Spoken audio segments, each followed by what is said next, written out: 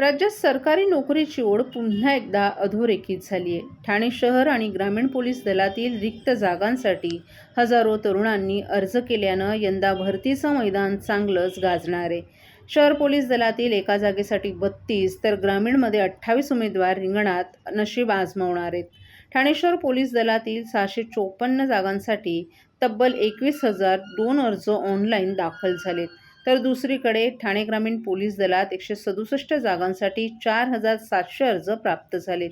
यावरून सरकारी नोकरीची क्रेज पुन्हा एकदा दिसून आली आहे. दरवर्षीप्रमाणे रिक्त होणाऱ्या जागांसाठी पोलीस दलात भरती प्रक्रिया राबवण्यात येते. यावर्षीही या भरती प्रक्रियेचा श्रीगणेशा झाला असून इच्छुक उमेदवारांकडून ऑनलाईन अर्ज मागवण्यात आले आहेत.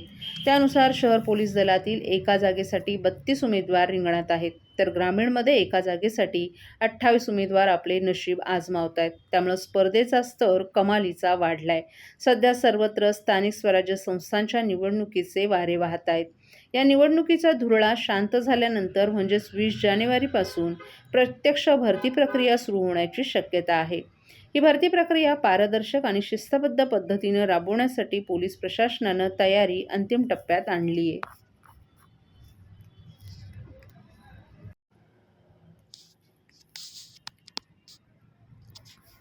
माजी नगरसेवक अक्षय ठाकूर यांचा राष्ट्रवादी काँग्रेस शरद पवार पक्षात घर वापसी.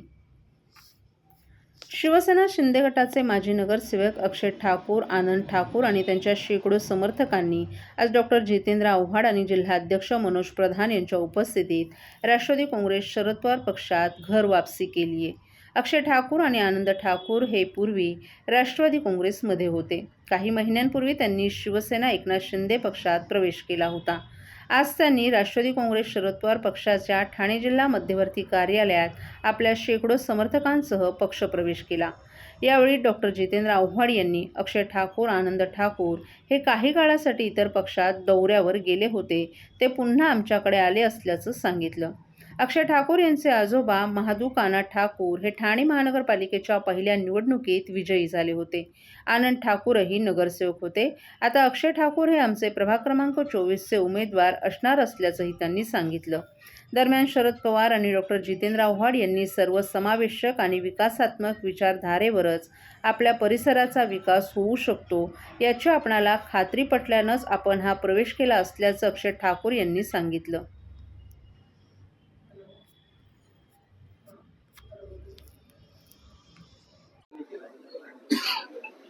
थोडेफार गैरसमज आघाडी करत असताना होत असतात. ते गैरसमज हे बसवून मिटवायचे असतात. ते मिटवण्याचा आम्ही प्रयत्न करू.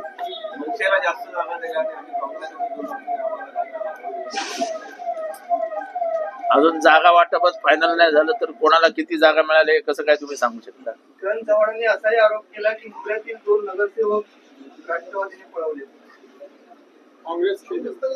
नाही, ते दोघेही नगरसेवक हे काँग्रेस बरोबर जायला तयार होते.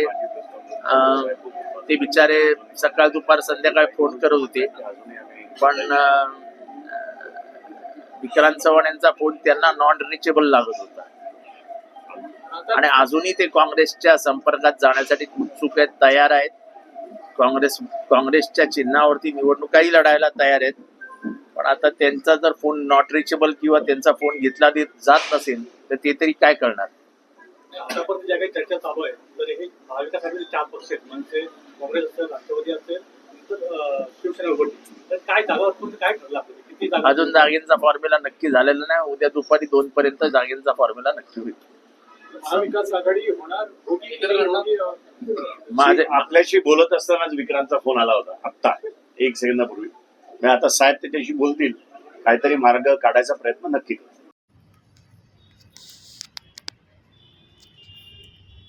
ठाणे महानगरपालिका निवडणुकीच्या रणांगणात महाविकास आघाडीमध्ये मोठी फूट पडली आहे. ठाण्यात महाविकास आघाडी फुटली असून काँग्रेसनं महाविकास आघाडीतून बाहेर पडण्याचा निर्णय घेतलाय. ठाण्यात काँग्रेस स्वबळावर महापालिका निवडणुका लढणार आहे. काँग्रेसचे जिल्हाध्यक्ष विक्रांत चव्हाण यांनी याबाबत घोषणा केली आहे. ठाण्यात महाविकास आघाडीमध्ये जागा वाटपावरून वाद झाला. त्यामुळे काँग्रेसनं नाराज होत महाविकास आघाडीतून बाहेर पडण्याचा निर्णय घेत स्वबळावर निवडणूक लढवणार असल्याचं जाहीर केले. दिलेल्या जागा मान्य नसल्यानं आणि शिवसेनेनं मनसेला सोबत घेतल्यानं काँग्रेसमध्ये नाराजी पाहायला मिळते. आम्ही जितेंद्र आव्हाडांच्या विरोधात निवडणूक लढणार आहोत. आपल्याला स्वबळावर लढण्यास भाग पाडलं, असं मत विक्रांत चव्हाण यांनी व्यक्त केलं. हमें तो अपनों ने लूटा, गैरों में नहीं, असं म्हणत विक्रांत चव्हाण यांनी आम्ही 35 जागा मागितल्या होत्या, परंतु 20 जागांवर आम्ही मागणी केली, परंतु ते जागाही सोडायला तयार नव्हतं. आपण आपली उमेदवारी सोडायला तयार झालो होतो. आम्ही 3 वेळा लेखी प्रस्तावही दिले होते. उद्या उमेदवारी अर्ज दाखल करण्याची शेवटची तारीख आहे. अडचणीत असताना जितेंद्र आव्हाड आणि राजन विचारे यांना आपण मदत केली. तेच आज आपल्या जीवावर उठले आहेत. मनसेला एका प्रभागात 2-2 जागा आणि काँग्रेसला नसल्यानं हा निर्णय घेतल्याचं चव्हाण यांनी सांगितलं.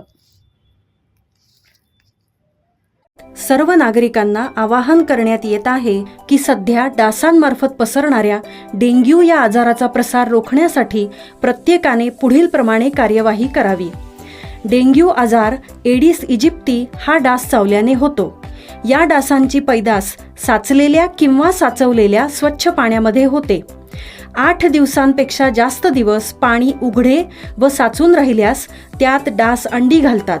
अंड्यांच्या अळ्या तयार होऊन पुढे डास तयार होतात. यासाठी आपल्या घरातील पाणीसाठे, उदाहरणार्थ बॅरल्स, पिंपे, टाक्या, हौद, रांजणे इत्यादी दर आठवड्याला रिकामे करून घासून पुसून कोरडे करून पुन्हा भरावे. 1 दिवस कोरडा दिवस म्हणून पाळावा. पाणी साठ्यांना घट्ट झाकणे बसवावीत किंवा जुनी साडी, चादर, धोतर यांनी बांधून झाकून ठेवावीत, म्हणजे डास त्यात जाऊन अंडी घालणार नाहीत. घराच्या गच्चीवर, आजूबाजूला, अंगणात कोठेही पाणी साचू देऊ नये. भंगार सामान उघड्यावर टाकू नये.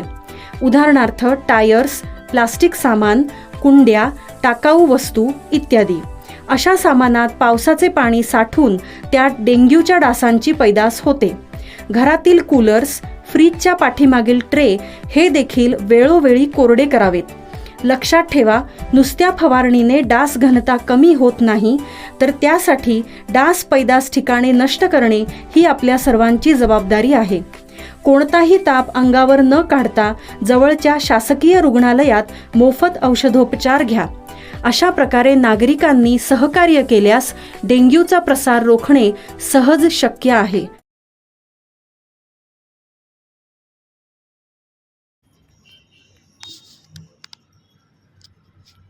हजारो मतदारांच्या उपस्थितीत राष्ट्रवादी काँग्रेस शरद पवार पक्षाच्या उमेदवारांनी दाखल केले आपले अर्ज. हजारो मतदारांच्या उपस्थितीत राष्ट्रवादी काँग्रेस शरद पवार पक्षाचे उमेदवार प्रकाश बर्डे, प्रकाश पाटील, वर्षा मोरे, दीपा गावंड यांनी आज प्रभाग क्रमांक 25 आणि प्रभाग क्रमांक 23 मधून आपला उमेदवारी अर्ज दाखल केला. यावेळी काढण्यात आलेल्या रॅलीत सुमारे 10 ते 12 हजार लोक सहभागी झाले होते. यावेळी डॉक्टर जितेंद्र आव्हाड यांनी वाजवा तुतारी, गाडा गद्दारी असाही नारा दिला. आज सकाळी 11 वाजण्याच्या सुमारास जिल्हाध्यक्ष मनोज प्रधान, ठाणे महिला अध्यक्षा सुजाता घाग यांच्यासह हजारो कार्यकर्त्यांच्या उपस्थितीत प्रभाग क्रमांक 25 मधील उमेदवार प्रकाश बर्डे, वर्षा मोरे यांनी कळवा पूर्व येथून प्रचंड रॅली काढून आपला उमेदवारी अर्ज दाखल केला. तर दुपारी प्रभाग क्रमांक 23 मधून प्रकाश पाटील आणि दीपा गावंड यांचीही रॅली निघाली. या रॅलीतही प्रचंड जनसमुदाय एकवटला होता. या दोन्ही रॅलींमध्ये डॉक्टर जितेंद्र आव्हाड हे देखील सहभागी झाले होते. या दोन्ही रॅल्या कळव्यातील घड्याळ चौकात एकत्र आल्या तेव्हा संपूर्ण परिसर लोकांच्या गर्दीनं फुलून गेला होता. यावेळी डॉक्टर जितेंद्र आव्हाड यांनी अर्ज दाखल करताना उसळलेला जनसमुदाय पाहता लोकांना विकास हवा आहे हे स्पष्ट होत असल्याचं सांगितलं. कळव्यातील मतदार हे विकासाला मतदान करणार असल्याचं दिसत आहे. कळवा पूर्वेतील झोपड्यांवर जेव्हा कारवाई करण्यात येणार होती तेव्हा आपण 4 तास रेल रोको करून झोपड्या वाचवल्या होत्या. कधी काळी 8 ते 10 हजारात विकल्या जाणाऱ्या झोपड्या आता 15 ते 20 लाखात विकल्या जात आहेत. याला कारण कळवा विकसित होत आहे. येथील पाण्याची, विजेची समस्याही मार्गी लागली आहे. अगदी डोंगरपट्ट्यातील गल्ल्या देखील काँक्रीटच्या केल्या आहेत. वाहतूक कोंडीची थोडीफार समस्या असली तरी लवकरच नवीन रस्ते तयार करून ही समस्याही मार्गी लावण्यात येणार असल्याचं त्यांनी सांगितलं. तसंच यावेळी त्यांनी खासदार श्रीकांत शिंदे यांचं नाव न घेता डॉक्टर जितेंद्र आव्हाड यांनी आपले खासदार हुशार असल्याचं सांगितलं. ते डॉक्टर आहेत, परंतु ते सांगतात की घरगुती गॅसची वाहिनी अंबरनाथमधून आली आहे, परंतु ही वाहिनी ठाण्यातून आली आहे. आपणच तिचं स्वागत केलं होतं. जर ही वाहिनी अंबरनाथमधून आली असती तर कळव्यात आधी घरगुती गॅस पुरवठा झाला नसता. क्लस्टरबाबत डॉक्टर जितेंद्र आव्हाड यांनी क्लस्टर आणून येथील गोरगरिबांचे घरसंसार उद्ध्वस्त करण्यास आपला विरोध असल्याचं सांगितलं.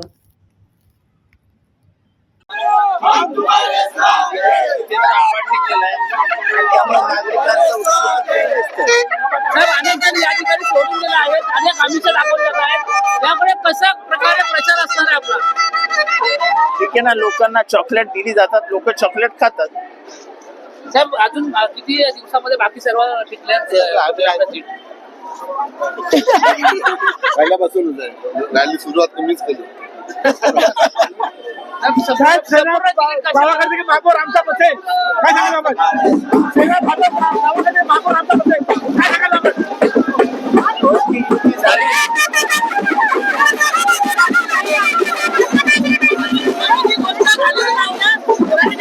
फक्त शिवसेना आपला दावा करते की मागोर आमचा बसे.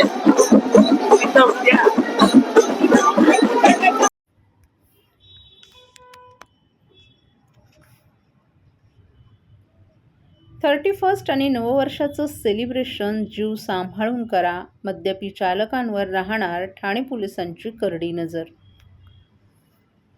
31st आणि नवीन वर्षाचं स्वागत स्वतःचा तसंच इतरांचाही जीव सांभाळून करा असं आवाहन ठाणे शहर वाहतूक शाखेचे उपायुक्त पंकज शिरसाट यांनी केले. यंदा महानगरपालिका निवडणूक आणि नववर्ष स्वागताच्या पार्श्वभूमीवर ठाणे पोलीस सज्ज झाले असून वाहतुकीचे नियम मोडणाऱ्या तसंच मद्यपी वाहन चालकांवर पोलिसांची करडी नजर राहणार आहे.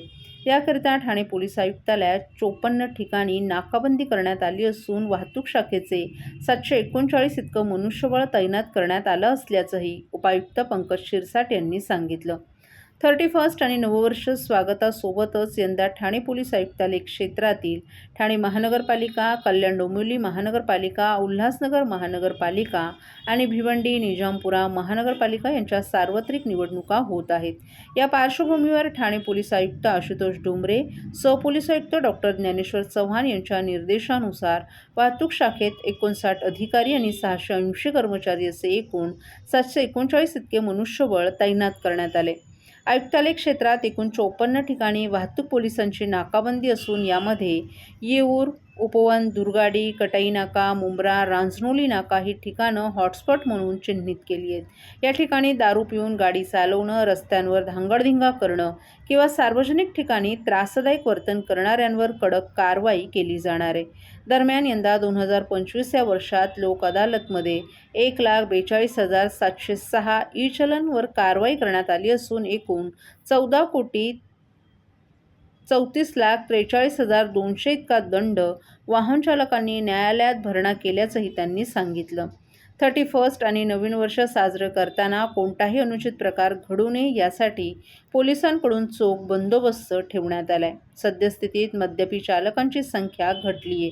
यावर्षी नोव्हेंबर महिन्यात 945 ड्रंक अँड ड्राईव्हच्या केसेस झाल्या तर डिसेंबरमध्ये 646 इतक्याच केसेस झाल्या असल्याचंही त्यांनी सांगितलं.